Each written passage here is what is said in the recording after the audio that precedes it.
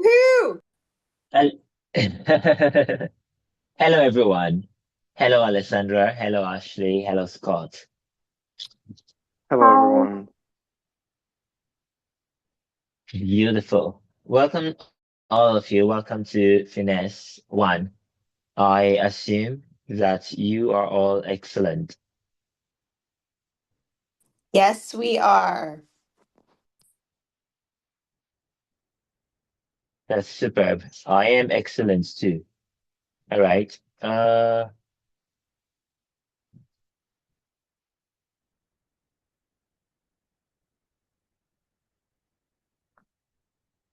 Okay. Can you all see my screen? Yes.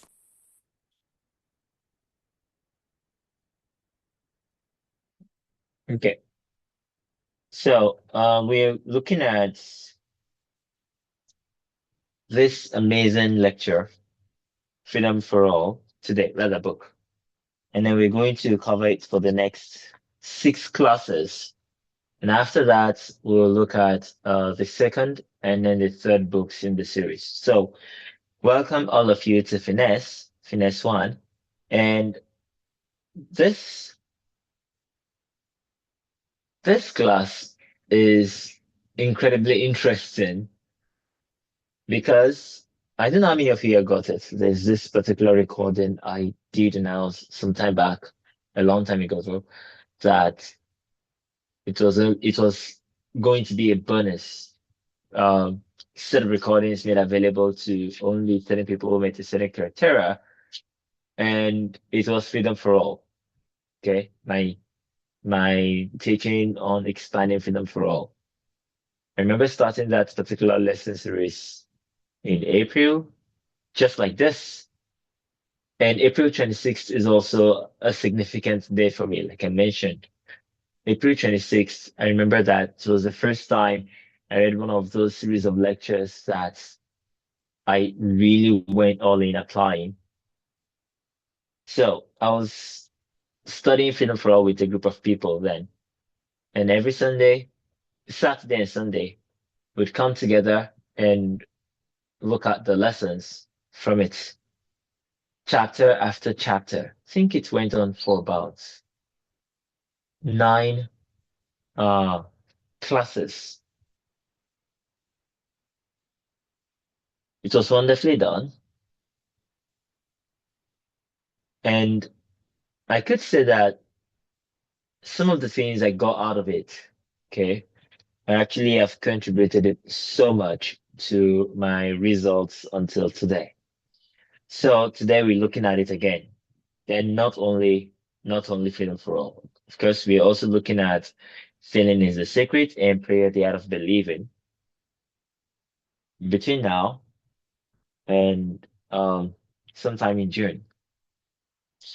And I assure you, these are excellent studies, excellent books that we're going to look at.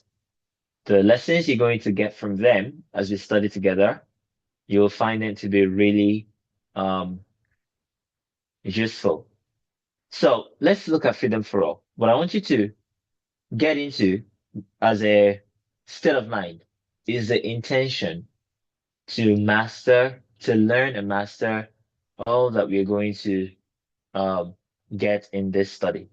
But before we go ahead, I want you to confirm for me that you can see the mark I made just now.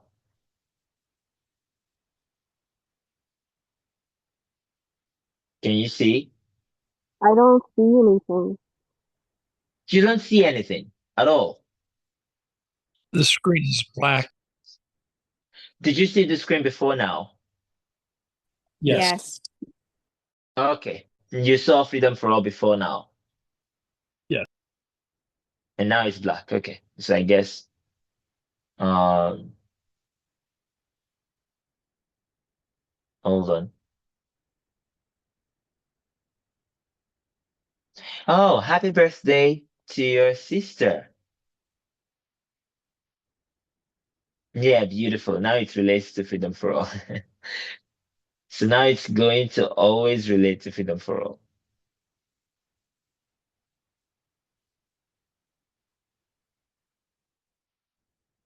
You must be able to see it now, but this is not the one I want to share. Yes. So again, I'm going to stop it and then reshare.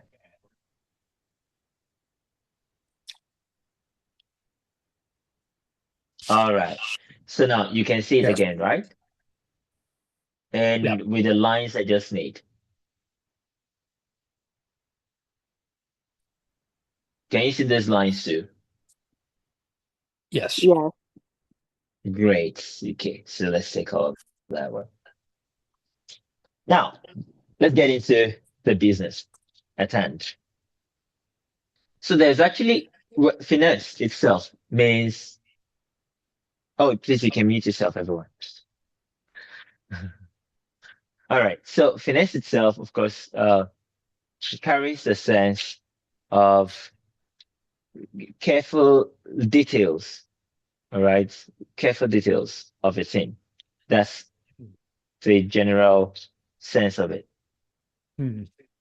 And we're looking at that in not only this books of Neville, like amazing book, but I want to show you. So we're doing more than just the classes here. I want to show you how I process the information from Neville's books and take it from the instructions to there are three things I love to look out for. I didn't even know I was looking out for them at first, but I figured one day, oh wow, these are the three things I really do pay attention to. And they're very important if you want to turn it from the book to my practical guide. So the first is the principle or principles. So by principle, we mean something that is instructional. It tells you, rather, something that is elemental, fundamental. It tells you how things are. Second, the practice or exercise, the practice. It tells you what to do. Simply steps. It's instructional. And third, the attitude. It tells you how to be. Okay, how to live, how to be, the recommended way of, going about your daily life. Okay, so we're looking at chapter 1 today, the oneness of God.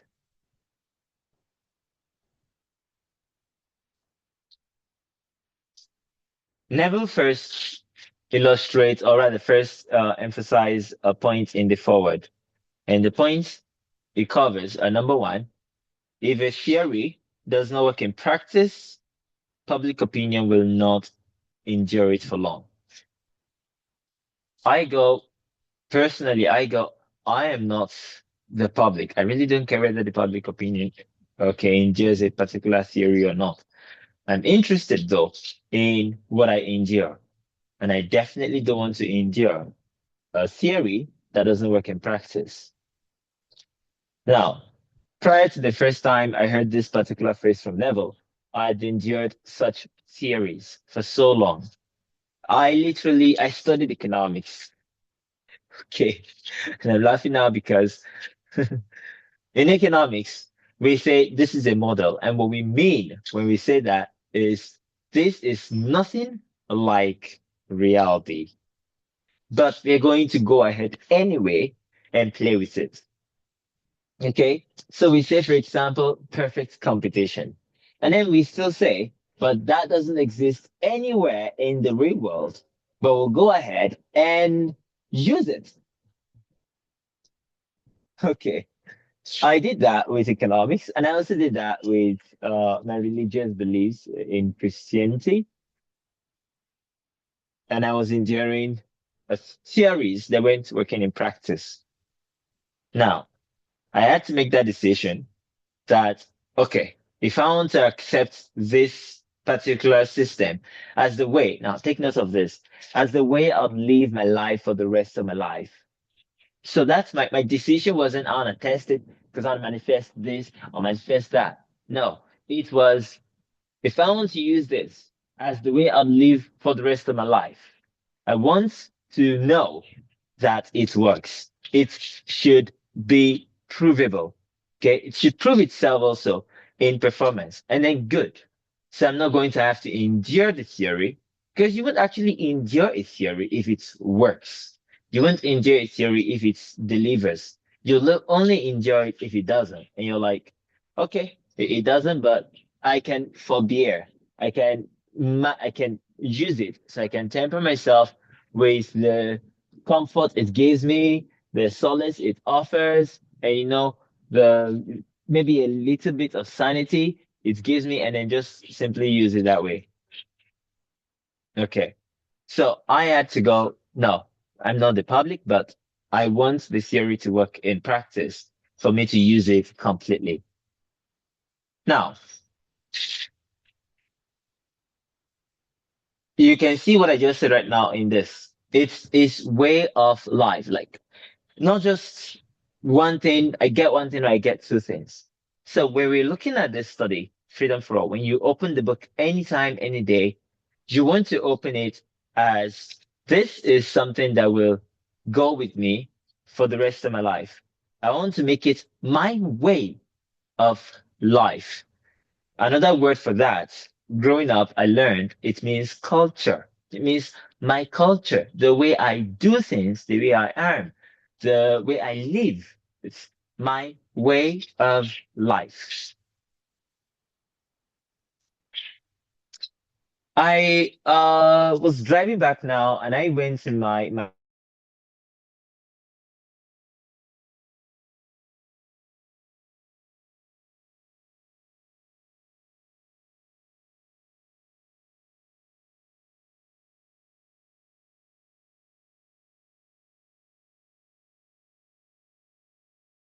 We lost you for a second.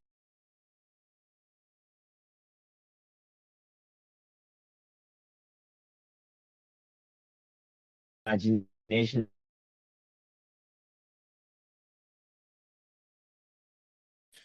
I haven't heard you for a minute.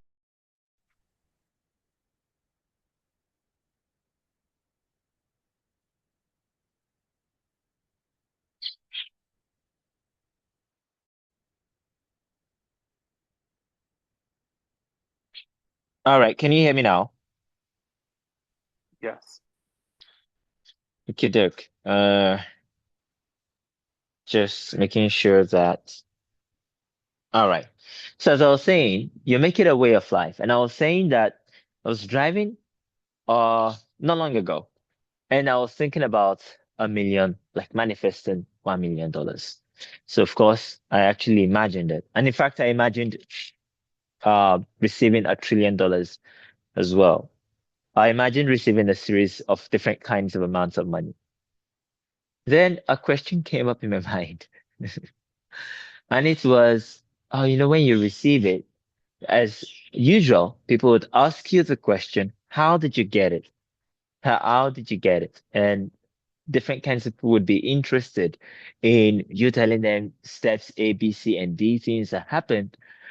But the answer you're going to give is, I imagined it. And I love that. Okay? Because actually, whenever I wanted to imagine these things, I would also have the question, okay, how is it going to happen?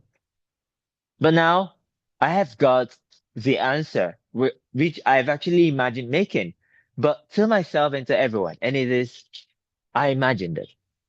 So you're going to have to deal with that. As simple as it is. You're going to have to deal with that because I'm totally cool with it. I totally accept just that simple realization. I imagined it. That's how it happened. Okay. And that's because I made it a way of life. So people ask me now, how do you do it? How are you rich? And yeah, I imagined it.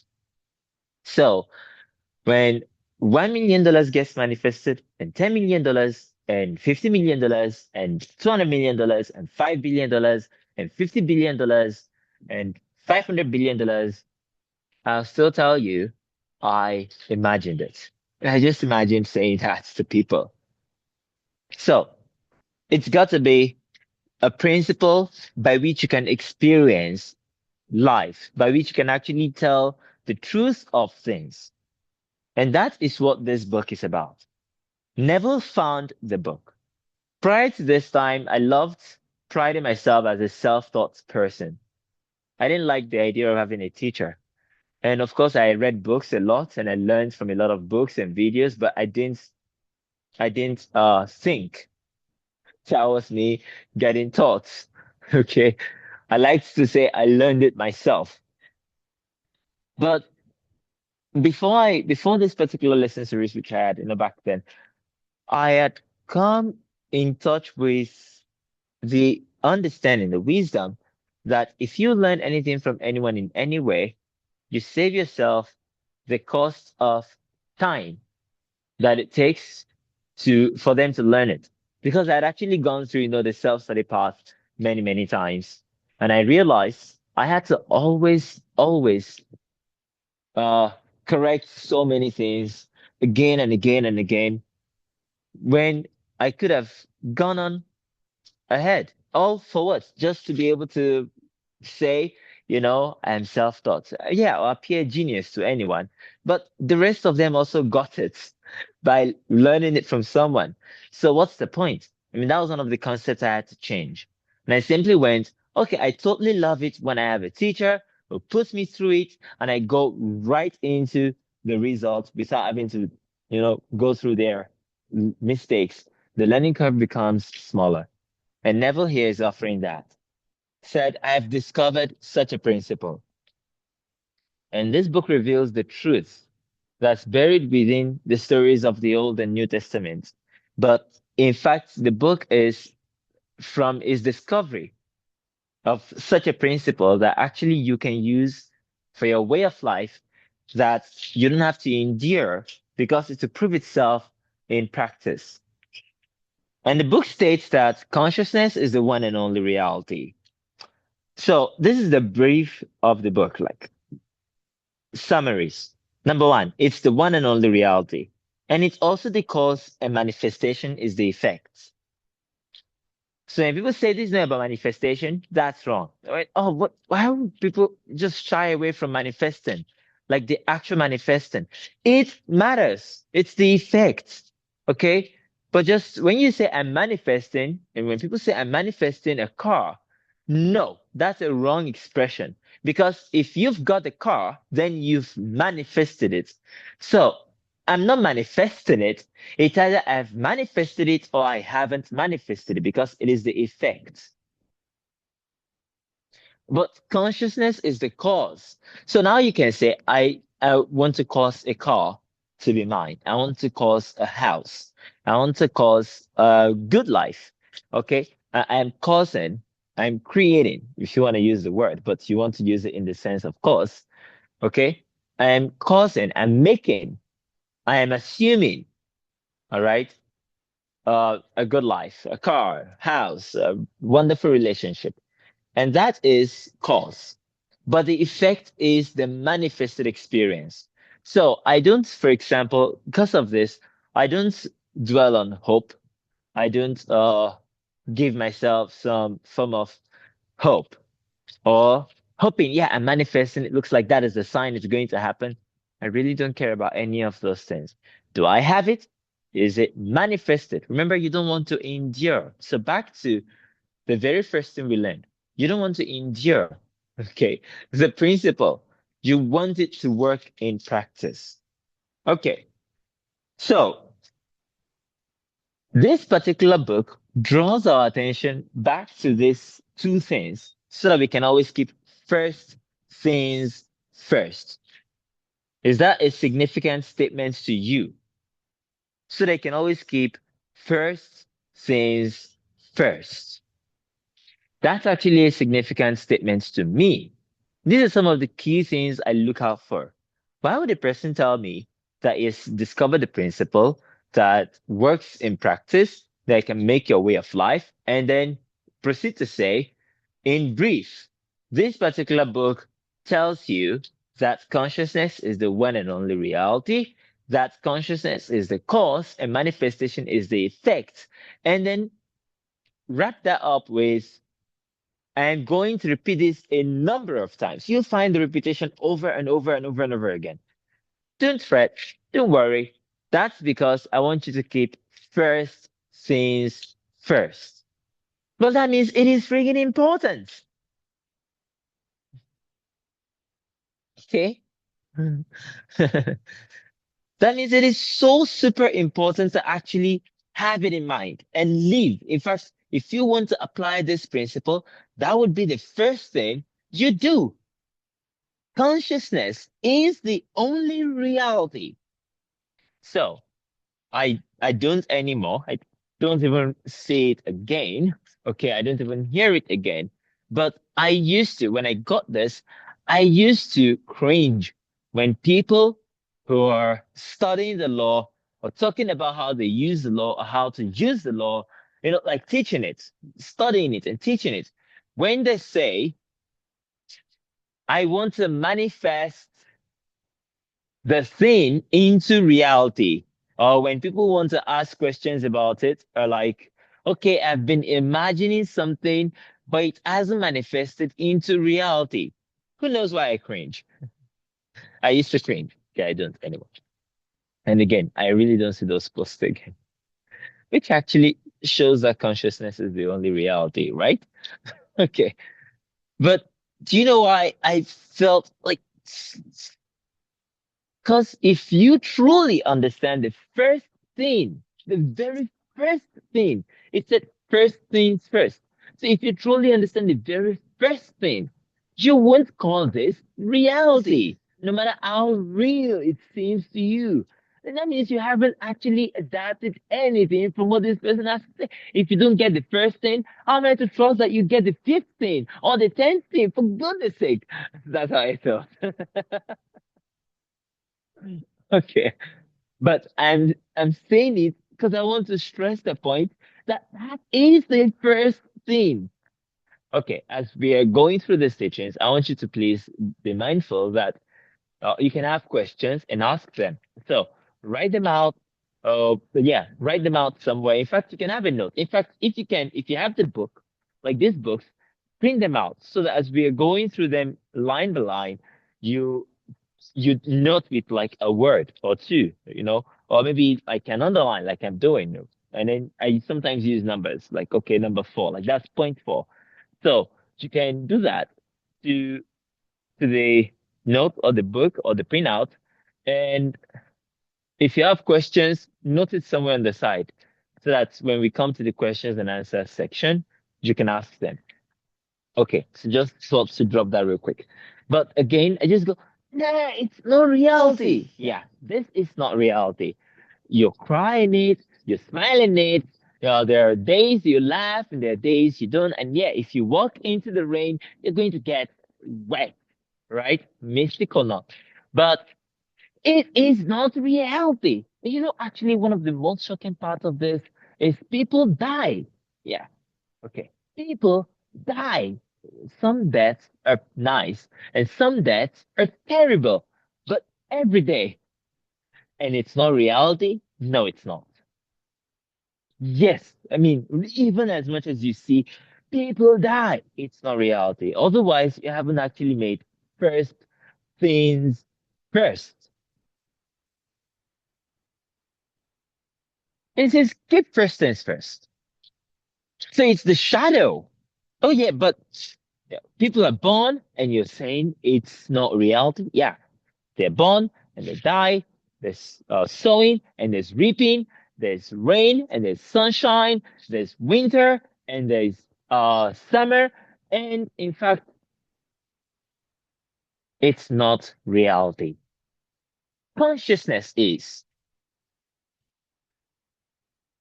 And then all of this is just effects. It is not the cause. It is manifestation. And that means if I want to cause something, I don't deal with it here. Much as it looks real to me, don't deal with it here. It's that simple. Deal with it somewhere in your imagination. Okay. So having laid the foundation that a change of consciousness is essential to bring about any change of expression, which means we will look forward to finding this foundation laid in the book. Okay. Then this book explains to the reader a dozen different ways to bring about such a change of consciousness.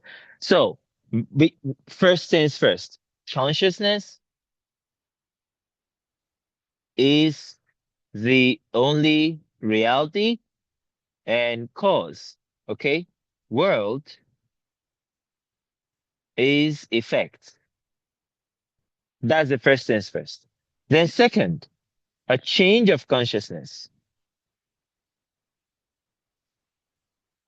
is a change of life. That's second. And then third, there are a dozen, we can look forward to that then, different ways, which of course is an expression to mean many. So whether it's actually 12, we'll find out, but it's not. It's about many. So a dozen different ways to change consciousness. So we're looking out for these three things in this study. Now, this is a realistic and constructive principle that works. Realistic means you can use it in a very real manner. Okay, like very real manner. It's gonna affect the things that are real. Okay, you use it in a very, very real, actually practical manner. And constructive, of course, means increasing, right? It adds up, it adds more. So a very real manner, and it is constructive, meaning it actually increases, it adds up. So if you apply this principle, you can be sure to be more than you were when you started. And there's one piece of evidence here that's actually a testimony to this point. And that's me. All right? I applied it 4 years ago, 2022. And it's constructive, obviously, because here I am. And I'm more than I was when I started.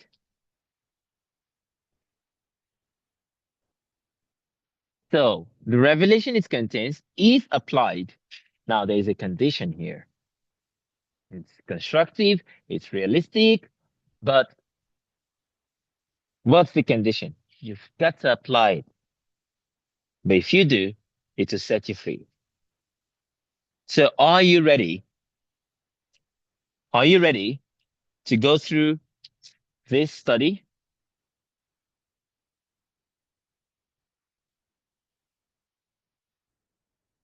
Oh, I do not actually have to do that. Oh, goodness. Anyway.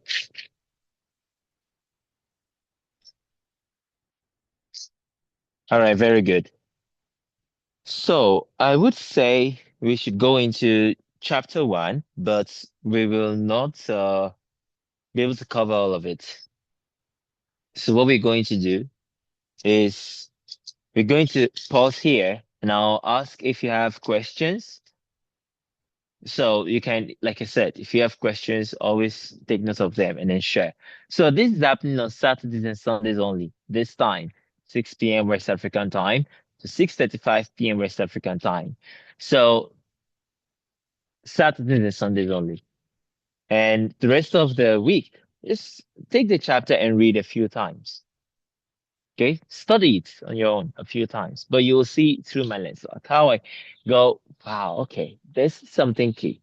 Okay, this is something key. Okay, if this is really true, then if I apply it, then it's going to produce results. So I'm going to go on and, well, first thing I have to do, consciousness is the only reality. That's first thing, right? Okay, so I'm going to, just for the purpose of knowing this particular theory works, I'm going to forget everything else that I've always believed and convince myself and accept it that consciousness is the only reality.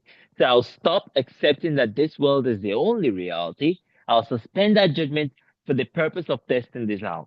And if it does work, then I'll keep using it because I would like to adopt it as my way of life. Remember, all of this we actually looked at. So this is me telling you how I just process this information and go, okay, so first things first, consciousness is the only reality. And I'll hold on to that. I'll go out in the morning, do whatever I have to do in the day, and get back into bed at night. But throughout the whole experience, the journey of my day, consciousness is the only reality. So as I'm looking at stuff and it wants to tell me it is the reality, I remind myself, as much as that is real to me or to them or to him or to her, consciousness is the only reality. So continuous reminder of that point. And one day, oh, okay, then that's the first thing. Okay, so the second thing is if you change your consciousness, you change your life. Okay? A change of expression comes from a change of consciousness.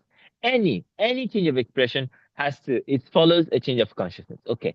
So this consciousness that is the only reality is the only thing I've got to change, and that will take care of the rest. Okay. So let me do that. How am I gonna do that? Oh, well, there are a dozen ways of doing that, and they're all in this book. Okay, so I'm gonna find those ways, the very way. And it says if you apply it, it will produce that result. Okay, so I'm gonna find the very ways and then apply them, and boom, find the change, or make the change. And if that happens, and it happens in a consistent manner that I can see, oh yes, this change of consciousness is producing this change of expression for as long as I keep consciousness as the first thing. I keep it as the one and only reality. Do it for me. I have found that principle I can use to live my life. It's how I live. It's what I'm using to live my life today. Okay, so now let me see your questions. I am going to have to stop sharing.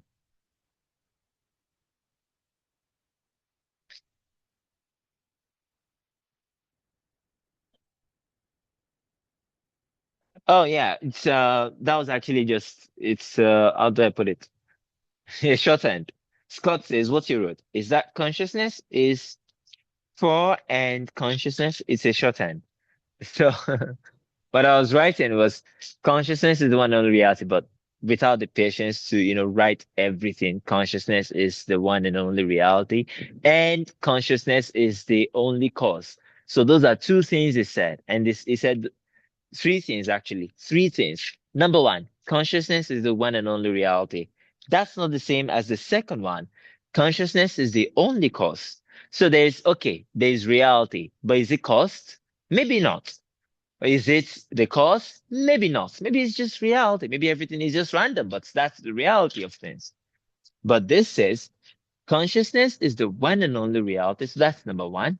And then it says number two, consciousness is the only cause. So meaning, okay, it's not a random experience. It's not a random world. It's not a random set of things or reality. In fact, consciousness that is the only reality is the cause. And then it says the third thing, manifestation is the effect. So manifestation or the world is the effect of this cause that is consciousness. All right. So that is it.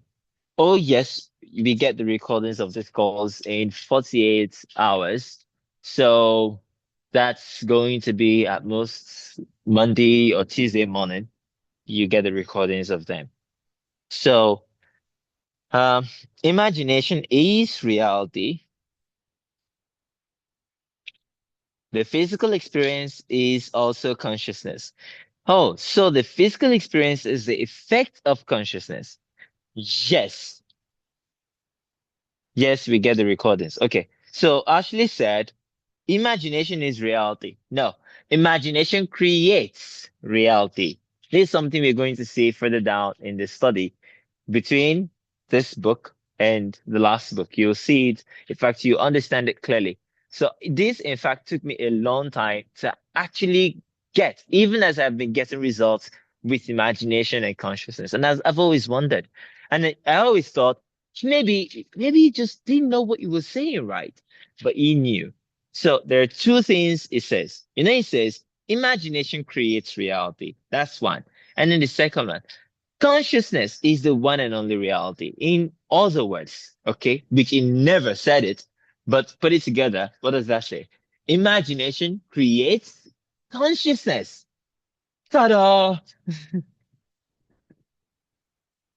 Okay. But you see exactly what that is, how that means, okay, and how to apply it in our study, I assure you. So, now the physical world, yes, it is also consciousness. Why is that? Because it is the only reality, the only substance. But the physical world is not the cause. So that is why we're looking at three statements that we must keep first things first. Consciousness is the one and only reality. So that means even the physical world, which is an expression of it, is still in consciousness and is still consciousness. However, consciousness is the only cause. Not the physical world is the only cause. The physical world is the effect. So that means within consciousness, we now have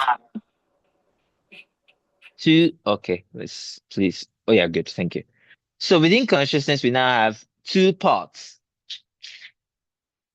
You can think of it. Oh, hold on.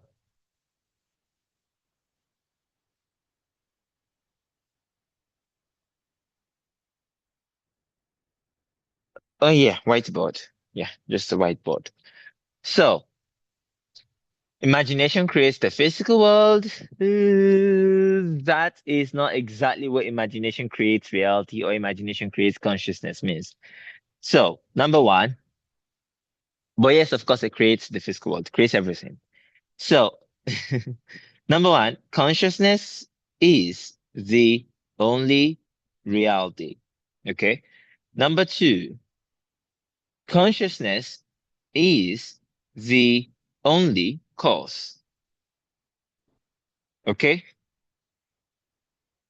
And then number three, this world or manifestation is the effect. See, the word the means it's definite. There is nothing else like it, right? That's what the word the means. Nothing else like it. It's definite. It's the specific one. So consciousness is the only one and only reality. Consciousness is the only cause. Manifestation is the effect. Now, all things, though, are consciousness because it is the one and only reality. So, manifestation, which whether it looks real or it's not, doesn't look real, well, it exists. So, if it exists, well, it must be a part of this reality. However, it is effect and consciousness is cause. So, meaning we're looking at two levels of consciousness. We're looking at consciousness as cause, and we're looking at consciousness as effect. So this one, consciousness as effect, is simply manifestation. And this one is simply, well, we haven't seen it yet, but we will. You can either call it feeling or concept. Or the self. So this, we can always simply use manifestation or the objective world for it. And it is the one that everyone in the world calls reality. Okay. Like, I imagined it, but it doesn't happen in reality. By that, they mean it hasn't manifested. So that's the one everyone calls reality. Now, we are going to simply stick to using consciousness as cause because, in fact, it is the only cause. Manifestation is not cause. Consciousness is the only reality, is why we are going to ever associate manifestation with consciousness. But it is the only cause. So it's like consciousness has two properties. Okay? Consciousness is both, let's say, we have cause and we have, how am I going to Venn diagram this? All right, let's just use this. Consciousness has two properties, cause and reality. Now, manifestation has only one property out of these two, reality. It is reality, which means manifestation is inside consciousness, but consciousness is cause. Okay, I think I get how to use Venn diagrams to represent this now. So we're going to say this is reality.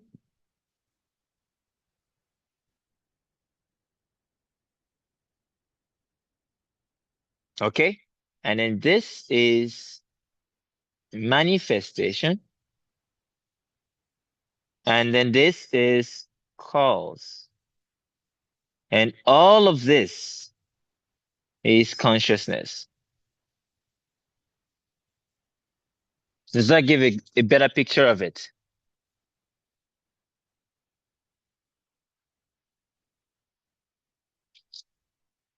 Okay, is this clear to everyone now?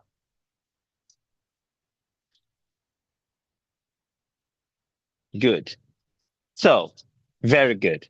So, consciousness has two properties, cause and reality. Manifestation doesn't have that. The world, the physical world, doesn't have cause, but it belongs in reality, which is actually consciousness. It's the only reality. However, consciousness has both cause and reality. That's why we keep it as first things first. So, in consciousness is both the very cause of reality of all things, of the manifested world, and the reality of the manifested world. If you want to change the world, then the only way you can change it is to go into consciousness. And another thing this shows is that as much as the manifested world actually looks big, it is nothing but a very, very subset of consciousness. You are bigger than you've ever estimated, dared to think, or assumed that you are. You're still bigger than it, than all of it. You think you're God, well, you're still bigger than that. Okay, you are actually bigger than all that you've ever conceived or even dared to assume that you are. So how about you assume that you are even bigger than you think you are right now? Okay, so that is our lesson here done. And we're going to meet on Saturday now for the next lesson. So that means on Saturday we're going to cover chapters 1 and 2 of Freedom for All. So you can study it ahead, but that's what we're going to do on Saturday. Until then, bye-bye, everyone. Keep first things first. So bye-bye.